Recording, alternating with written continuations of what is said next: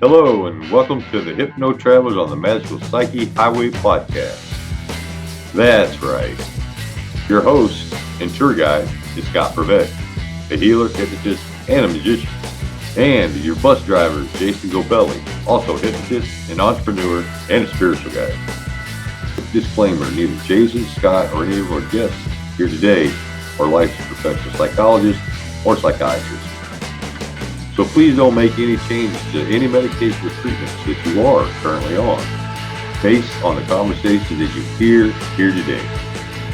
Just hop on the bus and enjoy the ride. Trip with us on the Inner Revelation bus. That's right. Hey, I'm Jason. Welcome back to the Hypno Travelers on the Magical Psyche Highway. We are excited because we got a great guest today, don't we, Scott? Heck yeah, you guys are in for a treat. Right on. So we get to welcome you to the great Garry Coles. Garry, welcome. Glad you're here. Thank you. And all the way from London in the UK. Welcome. We went across the big pond today. So Garry, let's get started right away. Who are you and what do you do?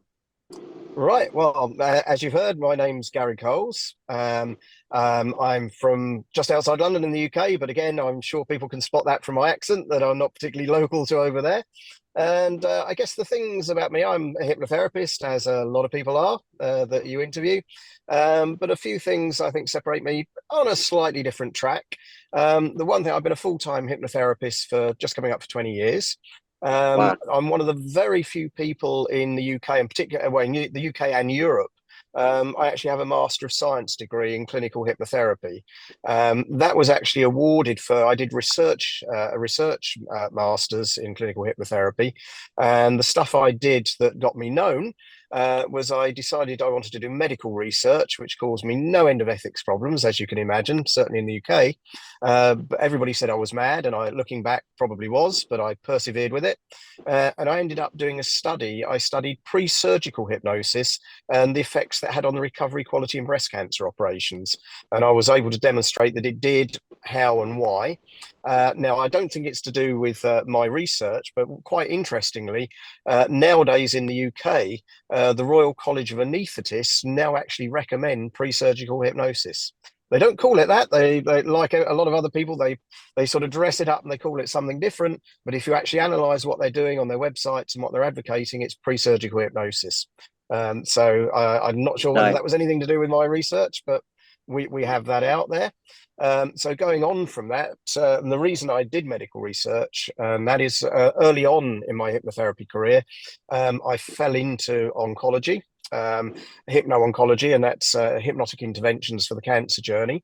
I work in hospital 1 day a week in an oncology unit. I've worked with several thousand cancer patients, so I know what works, what doesn't work. I've devised approaches, techniques, and that sort of moved on where I've done a script book on hypno-oncology. I'm currently trying to do an academic book. I go all around the world, talking at conferences all around the world. I also do monthly mentoring on oncology. I've got online and live hypno-oncology courses, and I've gone around the world teaching it as well. I've taught doctors in Belgium recently, psychologists in Bahrain, lots of people in the US, and sort of all over the world. Ones I've done online, which I'd love to get out there. I've done quite a lot of people in Australia and New Zealand, and they keep saying, come out, and I'd love to get there, but it's finding the time to fit it all in. So that's a very quick nutshell of me, who I am. Wow, wonderful. Wonderful. So you're working with cancer patients. What's that all about? Well, it's hypno-oncology, hypnotic interventions of the cancer journey. And the first thing that I would say is that, and in the UK, we have a 1939 Cancer Act. And the Cancer Act says that we're not allowed to treat cancer, give advice for cancer, and all sorts of other things. And I would very specifically put that we do not treat the cancer itself. Now, there is some experimental stuff we can do, and I get people coming to me all the time saying, can you work with me? I believe I can use the mind and hypnotherapy to get rid of my cancer. I would say that on an experimental basis, we can do things on that line, but legally and I think ethically, we do not work with the cancer itself. We work with, and I do see lots of adverts particularly in the US, which really annoys me. I saw one recently that, oh, I can cure cancer with hypnosis. Oh, you don't need the standard treatments. You need 4 sessions a week with me for 4 months or something like that, and which I think is outrageously unethical. From my point of view, I work with people throughout the whole journey. So I would work with them initially for the psychological fallout of diagnosis, the fear, the panic, the worry. Then we might move on to fears and phobias for things like needles, going to the scanners, having a mask fitted, that type of thing. Then I would look at pre and post surgical hypnosis, because it gives a better healing quality, a better recovery quality from the operations. That's what I was able to establish through my research. And you also they also perceive less pain afterwards, and they also take less pain medication afterwards. Those are all things that came up in my research. The biggest area that I tend to work with is the side effects of cancer treatment.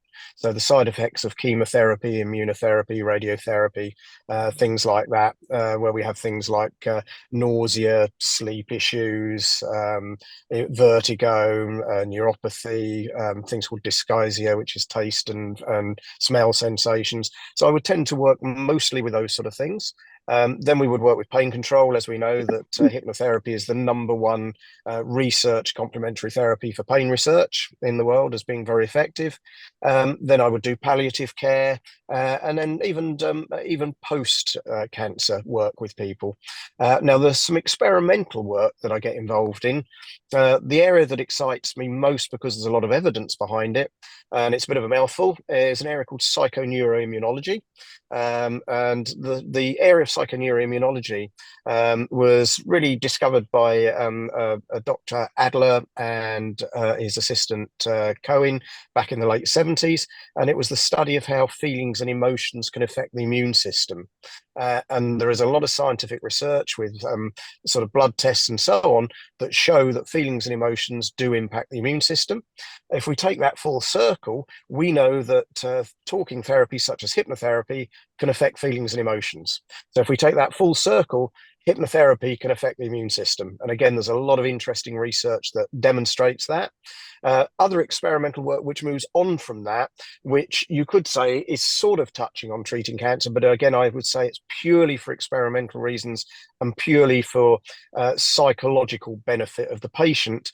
But we do a lot of guided visualization work around sort of defeating the cancer, if you like, and seeing it in a different way, manipulating it, killing it, and so on and so forth. But I must say, on that front, there is no scientific evidence to show that that has a demonstrable effect. But so we do that for the psychological well-being. But again, we do get spontaneous remissions. People do find that it disappears and are convinced that their minds can change it. So who am I to say that it's not possible? I would just say that I don't want to give false hopes that technically there is no scientific evidence to demonstrate that that is the case. If it happens, it's a miracle and whatever. That's great. But we're doing it purely for psychological well-being. So that's pretty much my take on what hypno-oncology is. Well, Awesome. you shared that just like a politician there would. There you go. It seems like you danced around your beliefs a little bit there. To try to Well, again, we have to be very legal over here. Well, I guess you do over there as well, because you get your ass sued off every 5 minutes for everything, don't you? So then, lightly, you believe, just belief system, that it's a lot more powerful than what you can actually say, isn't it? It could well be. It could well be. I certainly, because I did the master's degree, that was a research master's. My background before I was a hypnotherapist, I was an IT consultant in the oil business. So my background was maths and computing. So I'm very scientific based. I want to see evidence for everything, prove it to me, show me. And I'm the same with hypnotherapy. That's why I did my master's degree. And that's why I'm interested in subjects like psychoneuroimmunology, because there's lots of interesting things there. For example, tests that show that hypnotherapy has a better impact on things like hay fever than hay fever drugs do, and it's more long term. We have seen evidence that it can change white blood cells, and we can see that it can change things called interleukins, things within the makeup of the immune system. They can be changed through hypnotherapy, and there's very good verified scientific demonstrable evidence to show that's the case. And therefore, if we can modify the immune system, obviously the immune system has an impact in working with cancer. Even at perhaps a different level where somebody's having chemotherapy, so it's smashing the immune system to bits.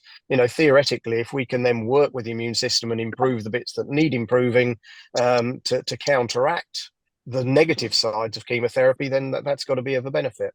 Again, we haven't quite got the research there, the evidence to show that, but I think there's now enough evidence there, scientific evidence, and I would state scientific evidence. I'm not interested in anecdotal evidence. I see too much rubbish of that on social media and so on and so forth. I want to see, peer-reviewed scientific papers. To me, the evidence that I look at. Not somebody popping up on Facebook to say they've cured a 15-year sort of cocaine addiction in 8 minutes, or one that I saw recently, which made me laugh. Another area I deal with, sort of completely outside this, is borderline personality disorder, and that came around. It was an area that I was worried to deal with because obviously it's a psychological disorder. But I had somebody approached and asked whether I would work with them. I approached their GP, and the GP was very dismissive, saying, "Oh yes, you're not likely to cause any harm." So I did some work with this particular person, and she wrote me a wonderful letter saying how I transformed her life from existing to living, and all the things that she was now able to do that she'd never been able to do previously. She told her doctor that as well, and the doctor begrudgingly admitted that I'd made more difference in 5 sessions than they'd done in 15 years, and then continued to send me a succession of borderline personality disorder patients to work with. Nice. So that was good. But what the anecdotal evidence, which is unfortunately why I did the scientific evidence, is I think there's too many people that bring our industry into disrepute by claiming things that shouldn't be claimed. And a good example of that was somebody put a thing recently up on social media asking for advice on borderline personality disorder. Now, I put some information up there saying, look, this is my experience, have a look at this. And somebody popped up and said, "Oh, I can cure borderline personality disorder in 1 session." And I went to them and I said, "Well, first of all, we don't cure anything. We just assist, facilitate, and so on." I said, "But I'm curious to know about your approach and what you do." And the first thing he came back to me, which I thought was hilarious, he said, "Oh, I've looked at your profile." He said, "You're a clinical and medical hypnotherapist. I'm a curative hypnotherapist," whatever one of those is. And he said, "So I cure things. That's why I use that terminology." And I said, "Okay." So I said, "So tell me what you do." And he said, "Oh, well, it's obvious." He said, "Borderline personality disorder," he said, "it's a genetic switch that's in the wrong place." So he said, "All I do is I hypnotize the patient." And he said, "When they're under hypnosis," he said, "I get the unconscious to change the genetic switch so it's in the right place, so they're now cured." And I said, "That sounds absolutely fantastic." So I said, "What's your evidence base?" I said, "How do you know they're cured?" And he said, "Oh, well, at the end of the session, the patient tells me they feel better." That was it. That was his whole basis of curing borderline personality disorder. At the end of the session, the patient tells me they feel good. That's the sort of thing that I think will get us thrown out of hospitals, doctors, and things all over the country, because it's nonsense, in my opinion. And yet, by you doing your evidence-based work and you doing your scientific proof, aren't you in a sense opening up doors for hypnotists and making our whole industry more reputable by doing so? I would certainly hope so. I mean, the master's degree has opened a lot of doors for me, and probably the best example I had for that was I had to go through a lot of ethics issues to actually be allowed to do the research in the first place. But what was interesting, after I'd done all the ethics things, the final part I had to do was they said I needed to talk to the teaching surgeon, the breast cancer teaching surgeon, and it was her decision whether my research was going to go ahead or not. They said it was an interview with her, she got the yes or no, and that was final. I went in to see her. And she was given the impression that I'm a famous teaching surgeon. Why are you wasting my time? Looking back on it, I think she was more looking along the ideas of, well, I want to ensure that this research isn't going to waste our time. It's robust, it's genuine, and it's going to have some value. That's what I believe looking back on it. But we did the talk and did the interview, and eventually she said, "Yeah, okay, I'll go for it. I'll sanction it. You can do your research." So I started doing my research, and what I thought was brilliant to me, a real sort of eureka moment of moving the industry forward, was about 7 or 8 months into the research. I was doing the hypnosis myself on the operation day, and she came to me one Friday morning, which is the day they used to do the breast cancer ops, and she came up to me and she said, "Oh, we're starting to see the results of what you're doing, and we're starting to get an idea of which patients it's likely to work best with, and so on and so forth. So she said, if you'd like me to change my elective list around to accommodate you, just let me know." And I'm thinking, if we've got the teaching surgeon coming up to the hypnotherapist saying, "Would you like me to move my operations around so you can do your stuff?" I think we're making inroads. Nice. Nice. So you talked about the eureka moment. Well, what was your very first, moment, that aha moment when you thought, wow, I can really make changes in a person's life through what I do? I think really the eureka moment was having it done to me, because having a scientific background, I must admit I was incredibly skeptical about hypnosis and hypnotherapy. Now, one of the things that I've since discovered since then, which may have had an impact on me, is I'm aphantasic. I don't visualize. So that made things quite difficult for me because a lot of things are around visualization. In a lot of areas, and when I saw, the whole thing, I fell into it by accident and whatever anyway. But I started off, I went to see a psychologist, doctor of psychology, who was doing an introductory course. I said, "I'm really skeptical about all this, but I'm curious." And he said, "Oh, we're going to work on an issue with everybody to show you how real it is."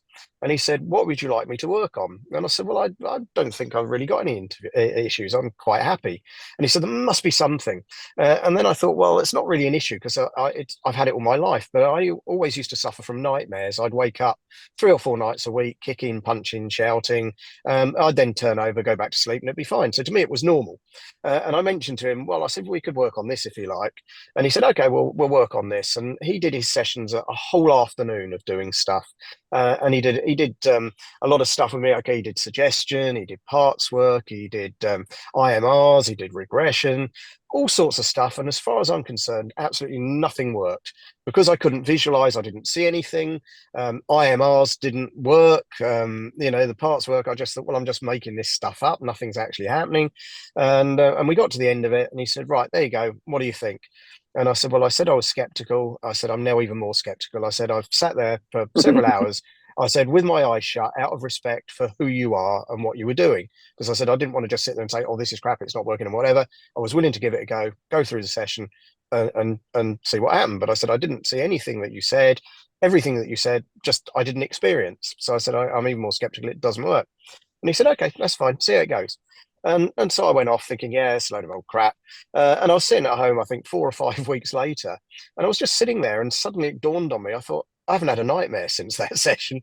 And that to me, I thought, I haven't had a nightmare. And I thought absolutely nothing happened. So if to me nothing happened and the nightmares have gone, something must have happened. So there's more to this than meets the eye. And I want to research it and know more about it. So really that was the big moment for me, I think. So have you had a nightmare since? Very, very, very rarely. It's hardly ever. It might be once or twice a year. It's just gone. And there are other areas that you change. I mean, I've got a lot of sad stories, unfortunately, through the cancer journeys. But some very uplifting ones as well. And I think probably, no, I wouldn't say eureka moment, but I think one of the most uplifting stories that I had was I had a patient. I was asked to go and see a patient that was actually on the ward, which is more unusual for me. And they said, oh, it's a patient that. Well, the story behind she was around, I think, 29 years old, so quite young. She'd been diagnosed with colon cancer and she had a very active lifestyle. She was into parachuting, horse riding, doing all sorts of stuff. And she'd been diagnosed with colon cancer, but they said it was very minute. It didn't didn't seem to be much of it. There was going to be sort of very sort of keyhole surgery, and she'd be up and out of bed in no time, back to her normal life. They opened her up and they found that that it had spread hugely. It hadn't come up on the scans and other stuff. And so there was a lot more they needed to do. It turned out they had to break all her ribs on one side to get at everything. They removed her colon. She had a colostomy, did all sorts of stuff to her, which was pretty unpleasant. Of course, she then came round and was in a huge amount of pain and very shocked because she was expecting keyhole surgery, not all her ribs broken and her colon and intestines and everything else taken out. They said that because it had spread, she needed heavy duty chemotherapy. She died 3 times due to side effects of the chemotherapy and had to be resuscitated. And I saw her just after the 3rd time she'd been resuscitated. She was in a really bad state. She couldn't sleep. She was in so much pain. The pain meds weren't working. She was in shock, all sorts of other things. So I came to work at her bedside. We started working with the pain, then we started working on sleep, then we started working on acceptance. So I did a lot of work with her. Then she started to improve enough that she could see me as an outpatient in the hospital. She was discharged, but coming back sort of weekly and seeing me as an outpatient. And then she was seeing me sort of less often, but still worked with her for quite a while. And then she was pretty much fine. She left hospital, didn't see me as an outpatient anymore. She was just sort of disappeared off my radar. And then I saw her about 18 months ago. She come back to me as a private patient for sports performance. She wanted me to help her improve her triathlon performances. So I thought that was pretty cool. That's awesome. Yeah, nice. Yeah. Nice. So now you got all this stuff going on. You've actually learned a lot, but who are your mentors? All of your mentors. Who are some of these mentors that? Really, I've just learned from a huge amount of people. I mean, when I was doing my masters, I mean, I was looking at so much research, from different scientists around the world. And I like the sort of the scientific stuff. There's somebody we've lost recently, Stephen J. Lynn, people like that. The people that have done the really big research stuff. I mean, Stephen Adler with psychoneuroimmunology is sort of an inspiration. But really, I've probably been taught and worked, but going through my masters and sort of going around, probably by hundreds of people, sort of little bits. Short seminars. I've done NLP with Richard Bandler, people like that. So. I've worked with an awful lot of people and sort of taken nuggets from everybody. So I wouldn't particularly pick just one, I don't think. I've still got a group of people that sort of I hang out with, that we're quite close, and we sort of not so much mentor, but in some ways we mentor and advise each other, look after each other. So some people in the UK that you might have heard of, and we've got Dr. Kate Bevan Marks. She does a lot of EMDR work, and she was actually my supervisor for my master's degree. I do a lot of stuff with Carl Smith, who's well known with his kinetic shift stuff. Sort of the Jacquins are really good. Kaz Riley is brilliant at the sexual stuff. So there's a lot of people that I keep in with that I wouldn't say are particularly mentors, but people that I do appreciate and hold in great esteem. But I guess nowadays it's quite funny doing the conference circuit, as I do so much now. I've been doing that for the last decade. I've done Hypnothoughts sort of 7 times, the UK one about 8 times. I'm coming over to Chicago for the 3rd time. I'm doing Dublin, Denmark, and a few in the States next year. The very first conference I did, it was quite funny. We had people like Beryl Comar there, Melissa Tears, and people like that, and I was totally in awe. And Dan Candell and people like that. And I was totally in awe. So, all these superstars, they've written all these books and done all these courses, and and I'm a nobody. But now they're my drinking buddies when I go abroad to conferences. So it's completely different. It's great. Mike Mandel and people like that. They're just people I hang out with and drink with now. So it's great. Nice. Now I've been driving the bus for a while. So Scott, why don't you guide us? Oh, Rich, I tell you, this is my this has been my whole life. I've worked in surgery since I was 18 years old. I went into the Navy as a surgical tech. So this is right down my highway. This is perfect. So most of my questions will probably be oriented towards the surgical side of it. Do you Yeah. find it easy or difficult to speak with surgeons when you first approach them? I found it very difficult initially, but now certainly in the hospital, where they've now seen the work that I do, and have said, "Oh yeah, we'll move our elective list around." They're quite happy, so they're a lot easier to work with, a lot easier to approach, as are the chemotherapy nurses and the nurse practitioners. I mean, I did a couple of demonstrations for nurses, and they want me to do some more stuff for them, sort of the cancer nurses. So that's great. That they've all got it on board very well. The problem we do have in the UK, we still have an element of us and them, because I went to a talk at the Royal Society of Medicine probably about 18 months ago, and it was being held mainly by the Royal College of Anaesthetists, and it was looking at hypnoanesthesia and analgesia. And I thought, yeah, I'd be interested in that. And they had people there that were anaesthetists and from the Royal College, and they were advocating hypnotherapy and pre-surgical hypnosis and how brilliant it was, and so on and so forth. And I thought, brilliant, it's great. I really love this. But the one thing I couldn't help noticing was I thought, well, it's really great, but some of the approaches and techniques they're doing to me seem really out of date. They seem the sort of the way we were working 30, 40 years ago, not really brought some of the techniques up to date.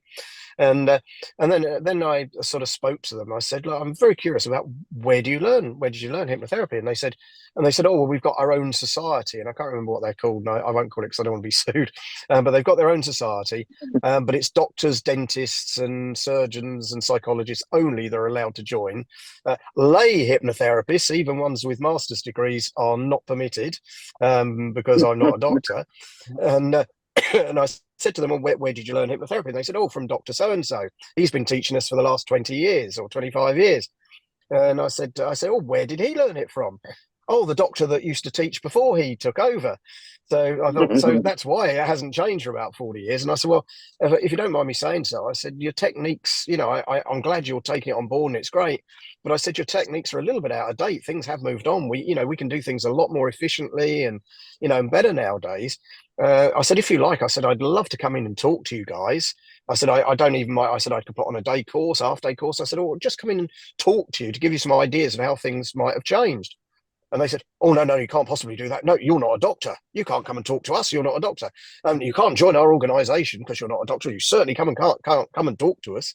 And that's the way they are. And I've had other talks at universities where they've been on the same bill, and they're very anti now. They're sort of what they call the lay hypnotherapists. And even on the Royal College of Anaesthetists site now, they are really espousing pre-surgical hypnosis. But they have make big things about it and saying, oh, and hypnotherapy generally can be really good, but get your GP to refer you to a medically qualified professional, not a lay hypnotherapist. So although they're getting into it, they're now sort of then trying to cut themselves off from the rest of us, about, oh, yeah, because I said I've got a master's degree in it. So I said, okay, you're a doctor. I appreciate that. So you're an expert in general practitioner, or you're a psychologist. You're an expert in that. You're an anaesthetist. So you're a specialist in that. I said, I've got a master's degree in clinical hypnosis. So I would consider I'm pretty much an expert on that, probably more than you are. So why can't I come and talk to you? Oh, no, you're not a doctor. You're not. No. You're a lay hypnotherapist. You're not medically qualified. So we couldn't even refer people to you. Despite the fact that the General Medical Council in the UK does say that if you're on a professional standards authority register, which I am, the doctors could actually refer to you. But none of them seem to know that, and none of them actually want to know that. So it's crazy. So it's still us and them to an extent. We had we interviewed a hypnotist on here a while back from France, and she had a problem with the medical board as well. They were liking to put their people on the medical board for hypnosis, and all of them were physicians. And so now they have control over it. I thought, I don't know exactly, but I thought in France you actually had to be a physician to be to be able to do hypnotherapy now. It's pushing that direction. They shut She said that she moved to, they shut her business down, and she moved to Florida. Right, and that they also have strange rules I know out there because Yeah. when I was out there, they said I couldn't call myself a hypnotherapist. I had to be a consulting hypnotist or something out there. But Yeah. then to cover myself, and I don't know how true it is out there now, or whether it's just rumors or still true. But somebody said to me, "Oh, you can get away with a lot more in the US if you're an ordained minister." So I did actually go out online and make myself an ordained minister just as a backup. Exactly. Yeah, I am too. yeah. Oh, That- it's crazy, but It's an easy way around the system. yeah, You, but you, you have to play it's their crazy game. though. Yeah, no, it's crazy though. I mean, I'd have said you probably can't find anybody more unreligious than I am. And yeah, and I'm an ordained minister. It's so, crazy. so that said, you got so much going on right now. Where do you plan to be in the future? What's your next path? Where are you headed? Where's the next path? Well, I want to get hypno-oncology sort of all around the world. I still think lots more people. I mean, because the problem is, statistic-wise, it's quite frightening. 1 in 2 people born in the Western world since 1960 will contract cancer at some time in their life. And depending on which country you're in, between 40 and 65% of people that go through the cancer journey will seek out complementary therapy. So that's a huge market of people wanting our help. Now, doctors are coming more on side with it, even if they don't want the lay hypnotherapist. So I want to get word out there. I want to teach as many people around the world as I can. That's my first thing. I want to get an academic book out so that doctors know more about it. And then really, I'd like to get more involved in sort of doing stuff for the public themselves, self-help stuff for people going through that journey. I think that's the long-term thing. So it's really sort of obviously my full-time profession is as a general hypnotherapist, but I specialize in oncology. So really, it's going to be teaching more people to become hypno-oncologists, whether that's live or online, doing more mentoring, and then getting more sort of self-help stuff out there for the public. I think both in books and audios. Nice. Now, speaking of getting the word out, how are our viewers going to get in touch with you? Right, people can get hold of me. As I said, I do. There's a lot of things. I have a script book. I'm still working on an academic book.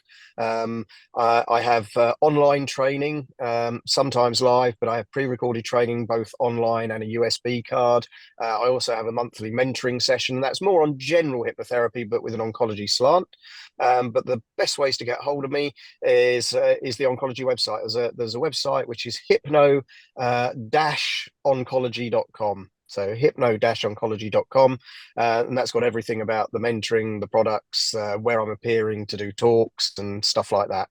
So that's, or if somebody struggles with that, if they just write to my email address, and my email address is dead easy to remember. It's Garry Coles, but you must remember it's Gary with 2 R's. Lots of people forget that.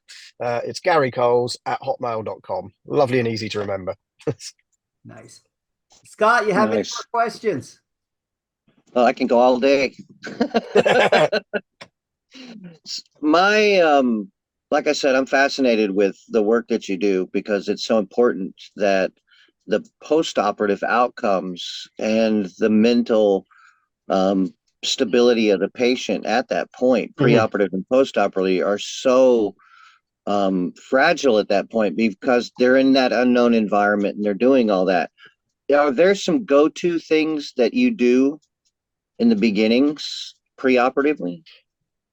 Yeah, pre-operatively, it's just really trying to get them in the right headspace. So you take the fear away, the anxiety away. You get them, if you like, unconsciously, for want of a better term. But again, that's a whole new argument about whether there's a conscious and unconscious, and with neuroscience. But if you like, get them in the right headspace. So you get rid of the anxiety, you get rid of the fear, you get them to be compliant to instructions on whatever's going on, to be relaxed. You give suggestion for healing and pain control and all that sort of stuff.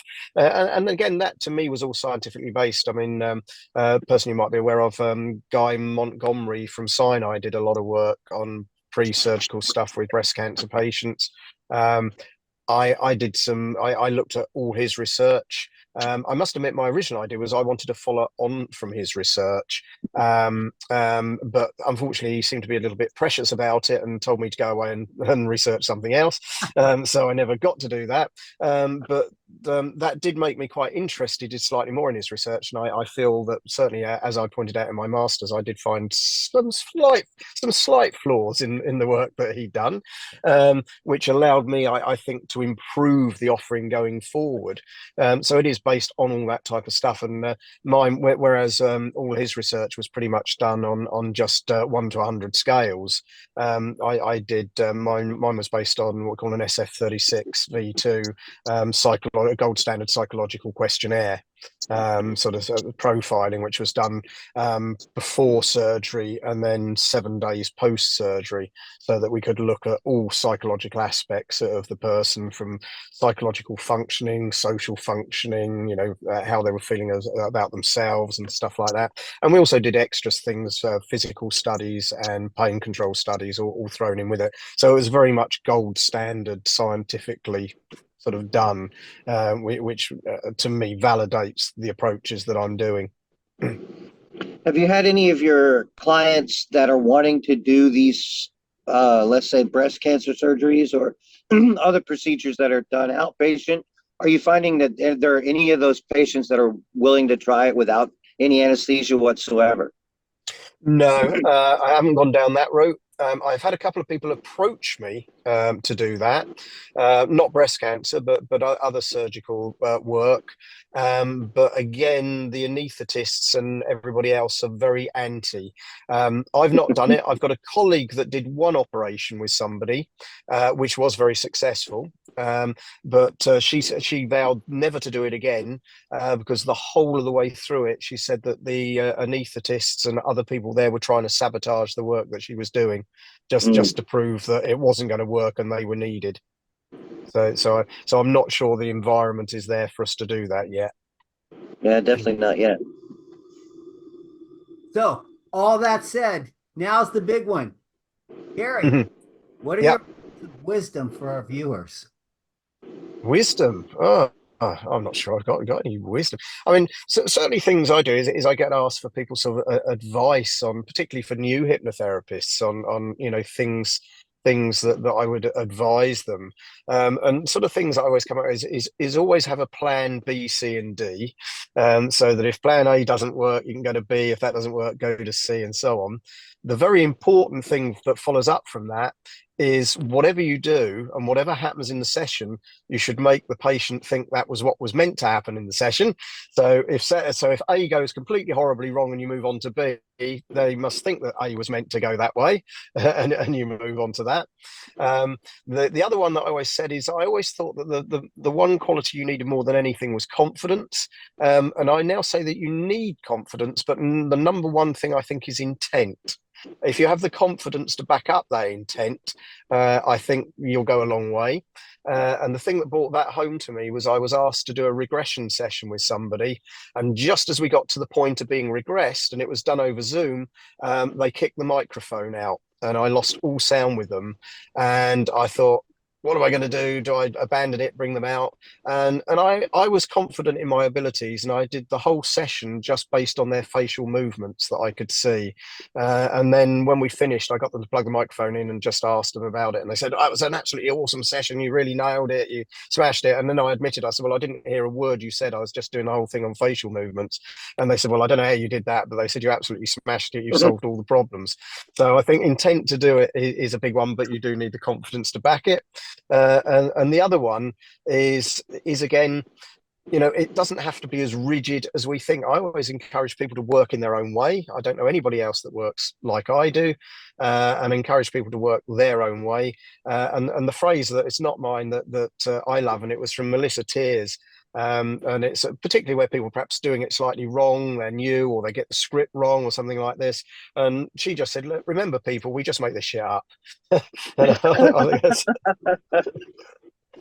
think that's brilliant. I think that's brilliant. Nice. Well, is there anything else you want to add? I don't think so. No, I don't think so. Again, if anybody wants to know any more, just get in touch with me at hypno-oncology.com. Have a look there, drop me a line, and I'd love more people to be involved. So there you go. Nice. Scott, any words to throw out here? We really appreciate you taking time out of your busy schedule and coming in and spending it with us.